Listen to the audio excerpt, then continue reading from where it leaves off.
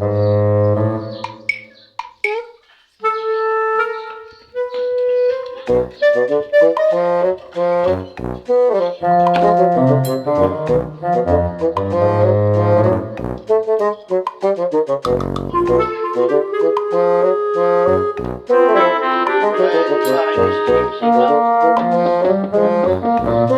bumisita tayo.